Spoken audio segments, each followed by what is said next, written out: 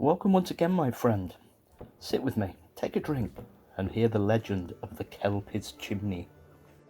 Now, it is known by many that a Kelpie is a wily beast. It preys on the unsuspecting traveller and lures them to their death.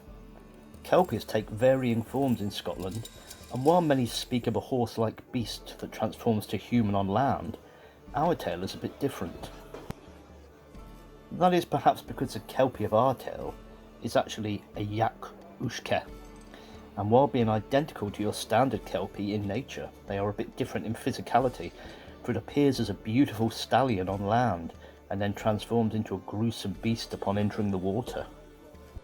A legend, still told around Scottish fires to this day, although the origin is lost in time, speaks of a Kelpie which lived in Loch Garve. This Kelpie was renowned for its ferocity and unforgiving nature. All who lived round the loch knew to be wary of any lost horses, for should they mount it they would be stuck fast to the steed and drowned by the beast. One day a fair maiden walking to the village along the shores of Loch Garve caught sight of a glorious stallion, the likes of which she had never seen before. She was awestruck by its beauty, and, in forgetting the advice given to her by the legends passed down by her forebearers, approached the creature. She thought to herself that it is likely the owner of the great beast could be found in the same town she was heading to, so she jumped on the back of the beast, and before she had a chance to dig her heels in, the stallion dove headfirst into the loch with the fair maiden attached to him. As the horse descended into the loch, he transformed before the eyes of the maiden into a hideous creature with numerous tentacles and eyes like burning coals. Oddly, the maiden was not scared, not in the slightest. In fact, she was the furthest she could be from scared. She was in love. For some strange reason, this girl, who had been greatly sought after for her beauty in the village, had fallen for a horrible water beast. What was even more remarkable was that the beast looked back at the maiden and did not see his next meal. No, he too fell in love. The Kelpie then used his magic to allow the maiden to breathe underwater, and they both lived happily in his underwater lair.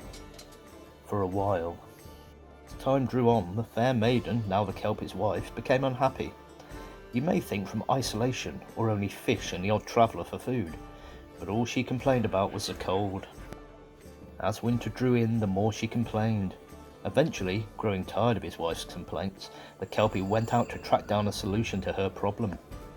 Transforming into his horse form, he galloped to a nearby steading where he knew a master stonemason lived.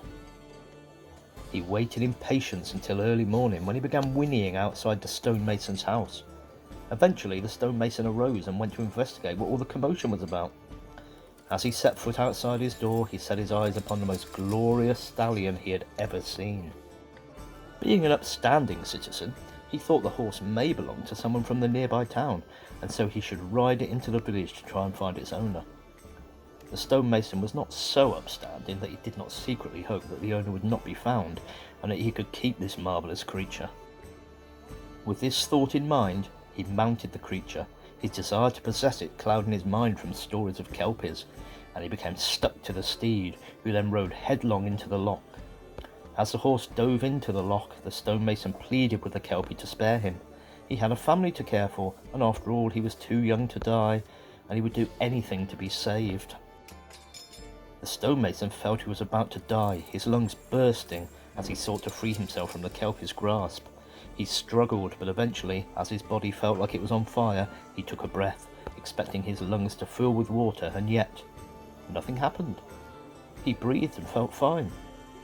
Kelpie, turning to him, said, "I accept your offer." The stonemason, still in disbelief, turned to the Kelpie. "What offer?" "We offer to do anything to save your life," leered the Kelpie. The stonemason, dreading what the Kelpie may want, cautiously offered up. "What would you have me do?" "Nothing much. I require a fireplace and a chimney so that my wife may be warmed beneath these waters." The stonemason, taken aback by what he thought to be an impossible suggestion, stood dumbstruck, and after a short while ventured, "I cannot create fire underwater. It isn't possible."